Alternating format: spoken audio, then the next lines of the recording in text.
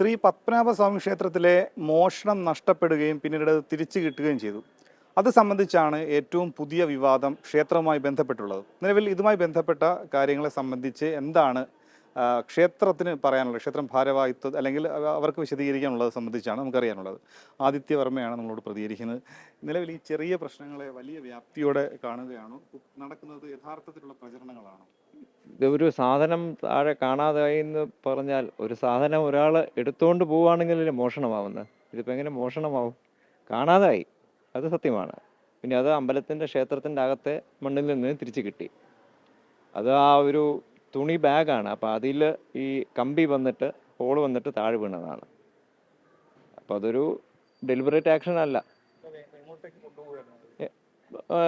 ഇത് വെച്ചിരിക്കുന്ന മുറിയിൽ നിന്ന് പണിസ്ഥലത്തോട്ട് കൊണ്ടുപോയിട്ട് അവിടുന്ന് ഈ ബാഗിലിട്ട് തിരിച്ച് ഇത് വെച്ചിരുന്ന സ്ട്രോങ് റൂമിലോട്ട് കൊണ്ടുപോയതാണ്. അതിൻ്റെ ഇടയിൽ വെച്ചാണ് ഈ അബദ്ധം പറ്റിയത്. പക്ഷെ ആദ്യം ഈ സ്വർണം കിട്ടിയ സ്ഥലത്ത് ആദ്യം ഈ പരിശോധന നടത്തിയപ്പോൾ ഇത് കണ്ടില്ല, പിന്നീടാണ് അത് കണ്ടത് എന്നുള്ളൊരു തരത്തിലുള്ള വാദം വരുന്നുണ്ട്. ഒപ്പം തന്നെ പോലീസ് ഇത് സംബന്ധിച്ച് നുണപ്പരിശോധനയ്ക്ക് കോടതിയുടെ സാധ്യത കൂടി തേടുന്നു എന്ന വിവരങ്ങളും പുറത്തു വരുന്നുണ്ട്. അതൊക്കെ കേസ് രജിസ്റ്റർ ചെയ്ത സ്ഥിതിക്ക് അവർ അതിൻ്റെ മുറയ്ക്ക് പോകുന്നുണ്ട്. പക്ഷെ ആദ്യം കണ്ടില്ല എന്ന് ആണ് പറയുന്നത്. രണ്ടാമത് കിട്ടി. നമ്മൾ പല കാലങ്ങളിലും ഒറ്റ നോട്ടത്തിൽ ആദ്യം കാണൂലല്ലോ, 2 പ്രാവശ്യം 3 പ്രാവശ്യം നോക്കുമ്പോഴല്ലേ കിട്ടുന്നത്. അത് അവിടെ തന്നെ കിടന്നിരിക്കും. എനിക്കൊന്ന് മെറ്റൽ ഡിറ്റക്ടർ വെച്ച് നോക്കിയപ്പോഴും ആദ്യത്തെ സൗണ്ട് കിട്ടിയില്ല, പിന്നെ കിട്ടി. നമുക്ക് ഏതിനും 2 വശമാണല്ലോ, സംശയിക്കാതിരിക്കുക. അപ്പോൾ എൻ്റെ ഭാഗത്തുനിന്ന് സംശയമില്ല. ഇല്ല, ക്ഷേത്രത്തിൽ ഒരു മോഷണം നടന്നു എന്ന് ക്ഷേത്രം ഭരണസമിതി വിശ്വസിക്കുന്നില്ല. ഇല്ല, ഒരിക്കലുമില്ല. ഞങ്ങൾ ആരും വിശ്വസിക്കുന്നില്ല. പ്രത്യേകിച്ച് ജീവനക്കാർ ഒരിക്കലും അങ്ങനെ ചെയ്യുന്നവരല്ല.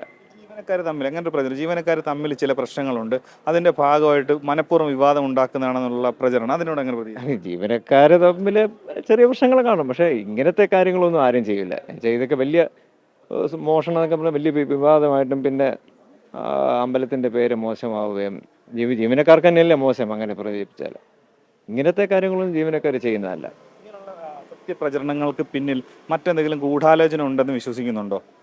ഗൂഢാലോചനയായിട്ടൊന്നും തോന്നില്ല. പക്ഷെ ഇങ്ങനത്തെ ഓരോ ഇൻസിഡൻസ് വരുമ്പോൾ അതിനെ ഒരുപാട് ഈ ന്യൂസുകളിലൊക്കെ ഒരുപാട് സർക്കുലേഷൻ പോകുന്നുണ്ട്. അപ്പോൾ അമ്പലത്തിൻ്റെ പേരാണ് മോശമാവുന്നത്.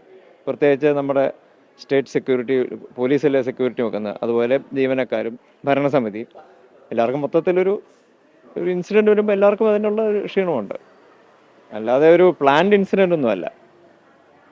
ആസൂത്രിതമായ ഒരു മോഷണ സംഭവവും ക്ഷേത്രത്തിൽ നടന്നിട്ടില്ല എന്നാണ് ആദിത്യവർമ്മ നമ്മളോട് വ്യക്തമാക്കുന്നത്. നിലവിൽ വരുന്ന വാർത്തകളിൽ പലതും അസത്യമാണെന്ന് കൂടിയാണ് അദ്ദേഹം പ്രതികരിക്കുന്നത്. തിരുവനന്തപുരത്ത് നിന്നും മനീഷ് മഹിപാൽ, 24.